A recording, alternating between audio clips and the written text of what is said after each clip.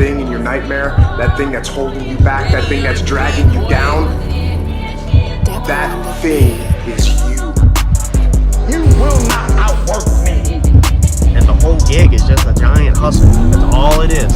Life is just a hustle. That's all life is. One giant hustle. Alright, so it's Thursday morning and we are making some grounds on the car over here.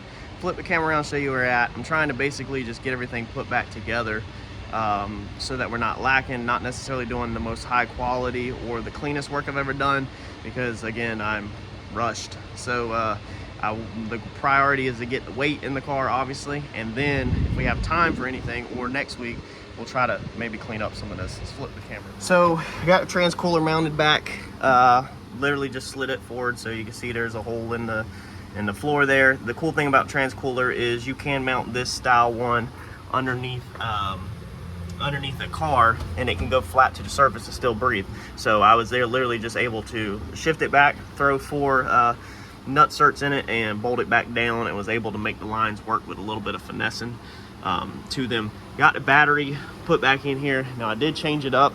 We were running this battery box, and it has been nothing but a pain to hook the battery up and get the cables in and out of it. And every single race that we do, everywhere we race at, we never get teched for anything like this. Pretty much like this, we literally never get teched. So I switched and cut up a factory F-150 box and threw it back in here because I don't have time to order an actual battery mount right now. So we've got this back in here. I do want to change this though. I am going to order a better battery mount of some type, because this is not it'll work for this battery, but it's not going to work for my XS battery if I switch over to that, and that is the goal that I'm trying to work towards. Now you can obviously see this nonsense going on right here. I got tired of shoving all of these under one, so I just jumped off of that one. I don't know what else to tell y'all. I'm gonna order today or tonight some better terminal setup. The XS battery, it has where you can do top post or these, I believe. So I'm gonna try to order something that's kind of universal that is better than these part store terminals. But this will get the car fired up. This will get us testing this weekend, and that's kind of mentally where I'm at right now. Got to plug in the trans cooler. That's what this is for. There's way too much wire loom on this thing. It looks like crap. It's always bothered me, but it was never really seen till now.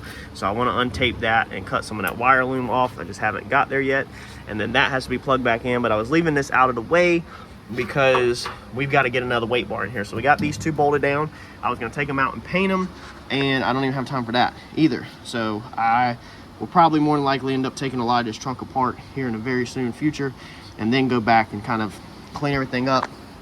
Next week, we'll probably remake this battery wire also right here that goes off the kill switch. It is way too short, so it actually needs to be long enough to loop down around and then come up so that it's clear of the bars. So if you're trying to take the weight in and out, you don't have to fight with it. I know these weights are staying for this upcoming race that we're testing for, so I'm not really worried about the cable necessarily laying across them right now, and everything is nice and solid, bolted down, not going nowhere.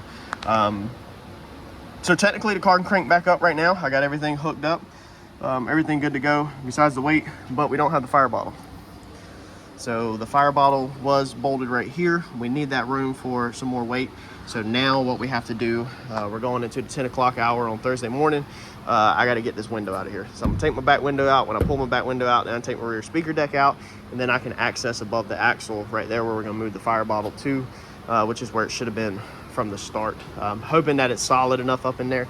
I can't really remember exactly how I did it. Basically, it's gonna sit back there, but I think it's gonna be fine to nut cert the fire bottle too, because that's all I had right here is just it nut certed to this aluminum floor. So let me close this trunk lid up, get this window out, and route that fire bottle into there. The good news is I do have plenty of cable to just loop it around in there for right now. I'm not going to cut it short or nothing, just in case I want to change something again. Doing this kind of stuff really mentally stresses me out, because I like to do stuff clean, but I got to get it done. And then also have to cut the all thread rod that is hanging down underneath it, because I haven't done that yet.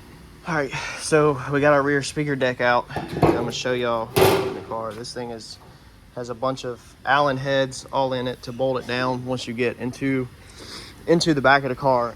My back glass just comes out just like that. That's how I kind of built the car. I want to make it where it's accessible right here, so you're not fighting from inside the trunk. So this is probably a situation or area that you won't get to see much. You can see some of the old green left over from the car if you're new to the channel.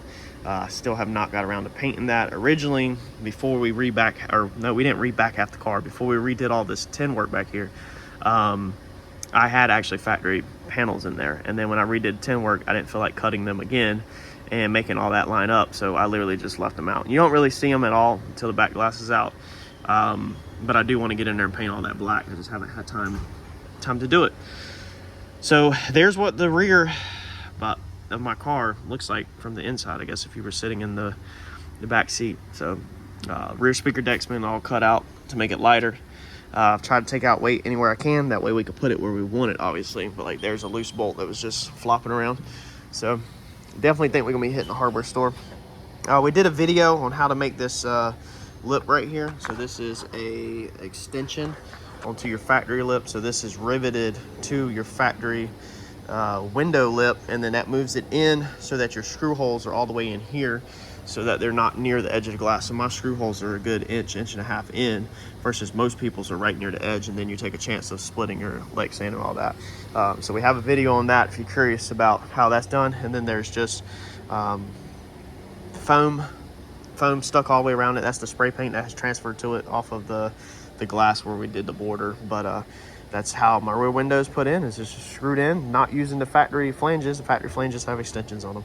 So now we're gonna get in here, we're gonna mount the fire bottle. Pretty sure we're gonna put it on this side if I have enough. Well, yeah, actually I do have enough cable, pretty sure. We're gonna put it over here so that it counterbalances the driver, so you have all the weight with the driver. So instead of putting it in the center, we want to go ahead and get it over here. We have the bottle over here, we have the ECM over here, which is right there, and we have the battery over here. So I'm trying to keep weight on this side of the car back here on this corner to balance that corner right there, vice versa. So let's mark where this thing's going to get mounted at, and drill some holes.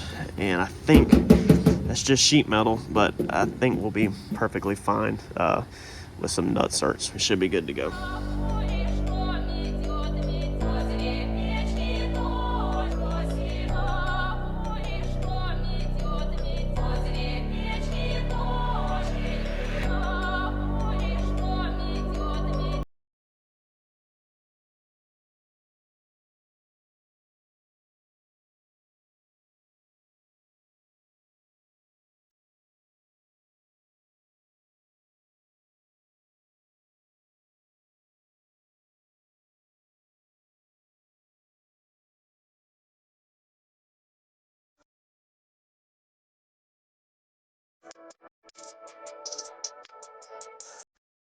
All right, so we got our brackets mounted up, and what actually ended up being pretty cool is that these hit the crossbar, so you can see how there's rivets all through there. That's where the tube of the actual frame is. So we actually got some nut certs and some pretty good metal on this side, and then on this side the nut certs are just in the straight up sheet metal. But I mean, it's not going nowhere, that heavy bottle. I mean, yeah, I guess if you were wrecking and rolling 10 times, maybe it would rip it out, but this is what I have for now. Now ideally, I would love to mount it to this bar and get a fire bottle mount and mount it right there.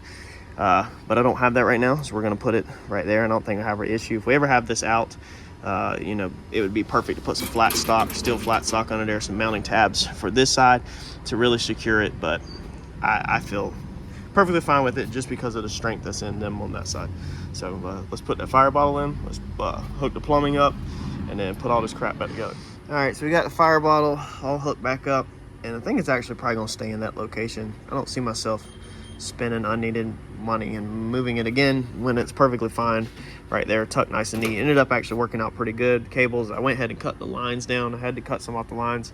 I figured that in a fire situation, you probably don't want just lines curled up. That the shorter the line, obviously the faster the chemical is to get where it needs to go. So I figured it's probably smarter and safer to cut the lines down shorter than to just curl them up to save from having to cut them. If I ever need to move it, I'll just have to replace the lines if they are too short.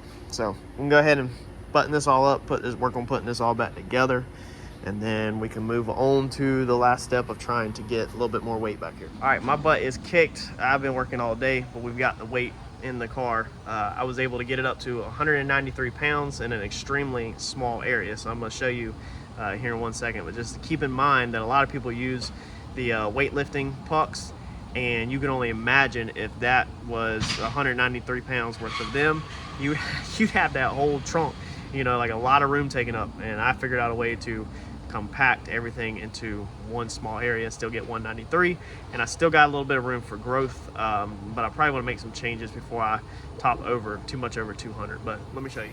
All right, so this is what we come up with. So that is all of it, and I know it's hard to see, but we got our big tube down there that we started with, and then we have our second big tube, and then we have 2 leaf springs. Okay, right there, 2 leaf springs, and then we have 2 helper springs welded to a a piece of pipe. Now, the reason why I did that is the other 2 leaf springs, they're just bolted straight in there, because from the factory your leaf springs have holes in them right there for your little rubber stops. So I was able to use them, but then these other 2 leaves are helpers, all 4 of these helpers right here. There's 1 down there, let's see what we see. There's 1, 2, and then 3, 4. So all 4 of the helpers are F-150 helpers that we've had off of parts trucks. But for some reason, these helpers are a little different than that, the holes from center to center. So instead of drilling through these things, because these things are thick and I just don't like drilling, I decided to turn these on their side and weld a pipe in between it. That also creates me a gap right here, if you notice, that we're eventually going to slip possibly another leaf spring down in there if we need to.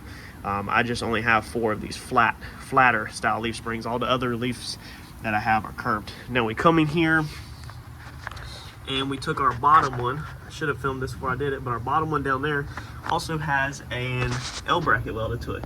So you can see right here, this is a giant L bracket that goes way up there. So that added some weight alone. And then with that, we have 4 more cut up leaf packs, leaf springs right there, little ones. So what we've got is that bottom tube weighed in at 54 pounds, or 57, yeah, 57 pounds I think it was, with the L bracket on it, because it has an L bracket welded to it.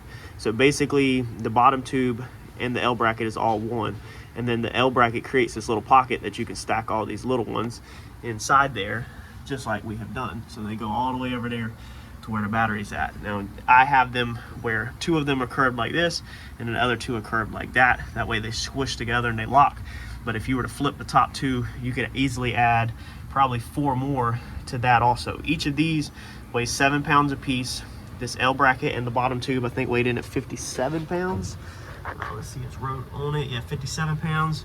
And then this one right here weighed in at 34 pounds. Now that has this the all thread rod welded to it. And then stacked off of this one is all the leaf springs. These helper leaves weigh 20, 20, 20, 20. So there's 40 pounds of helper leaves on that right there. So yeah, that all totaled up to 193 pounds that we literally put right here behind the tail light panel. So if you can only, you know how big weight pucks are. If we had to put them big things in there, you would eat up so much freaking trunk weight, which I have everything stacked up right behind the tail lights. So that's pretty cool. I have more plans in the future for other concealed, very heavy but very compact weight to go on the back of this car. But this is what we are going to be testing with this weekend, and this is what we're probably going to be racing with next weekend, unless I have to add some more next week from our testing this weekend if we see that we need more weight. Now I got to pick up another bolt. Nobody needs to comment and say you're missing a bolt. I got to have a lock washer, one lock washer, and bolt. So I got to pick up that. And then the centers, they're also bolted down. So everything's bolted down. This thing is, which this one right here is loose because it's not bolted down up top. But everything is pretty freaking solid. And remember, our all thread rod starts out, goes all the way through the frame rail. So all of this weight is stacked up off the frame rails, and they go through the frame rails. Now your frame rails are about that thick. So you have a gusset around the top and then around the bottom. So it's not like you just have a bolt sticking straight through sheet metal, like it's going through this much of frame rail to help it keep it sturdy, very sturdy. So and it's locked down and cut off underneath the car. So that is going to be it on the weight. we're gonna see what this does. Hopefully this does good. The only thing I have left to do pretty much is fire it back up, make sure I ain't developed any hiccups from changing anything around, and also put the skis back on it at some point.